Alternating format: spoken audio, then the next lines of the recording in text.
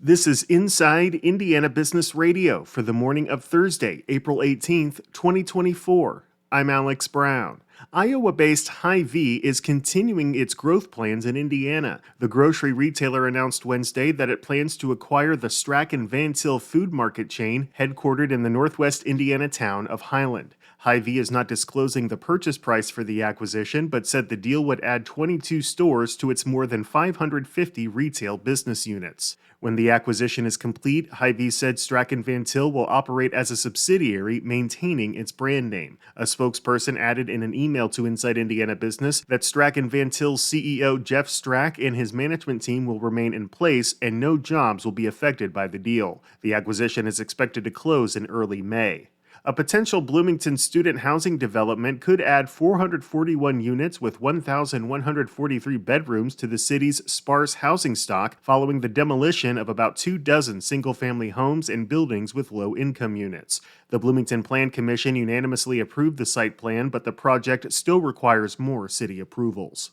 The owner of Wish TV in Indianapolis failed to show evidence that a pair of television distributors racially discriminated against him in declining to pay retransmission fees to carry Wish and sister station WNDY-TV, according to a 7th Circuit Court of Appeals ruling Tuesday, affirming a lower court's decision. The court ruled that when Dish and DirecTV Network declined to pay broadcast fees to Circle City Broadcasting for rights to carry the company's two indie-based television stations, that decision did not reflect discrimination against Circle City's majority owner, DeJuan McCoy, who is a black man, or the company itself. From the number one source for Indiana business news, this is Inside Indiana Business Radio.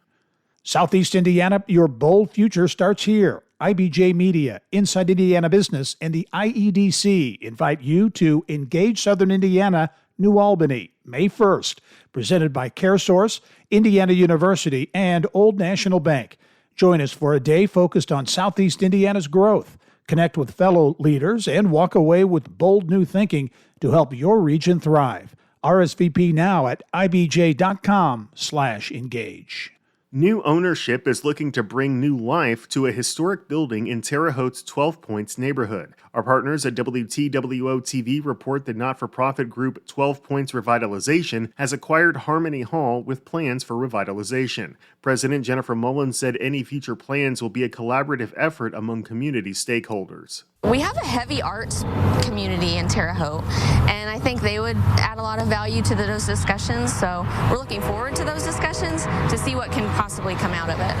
12 Points' next step will be to assess the building's structural needs and address any issues that arise. Mullins said she expects to announce future plans for the venue in the coming months. The building, formerly known as Garfield Theater, was last owned by the not-for-profit singing group Banks of the Wabash Chorus.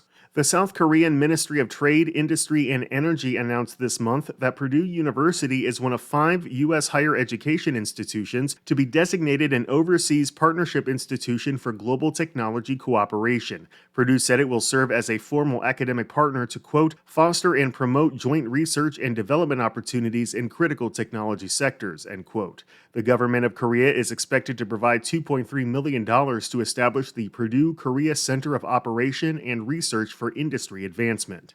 The news comes in the same month that South Korea-based semiconductor chip maker SK Hynix announced plans for a $4 billion advanced packaging fabrication and R&D facility for microelectronics at the Purdue Research Park. Fairbanks Foundation CEO Claire Fittian-Green is this week's guest on the Business and Beyond podcast with Gary Dick, presented by PNC, a weekly conversation with high-profile Hoosiers in business, sports, and entertainment, and beyond. Available now from your favorite podcast provider. I'm Alex Brown for Inside Indiana Business Radio on Demand.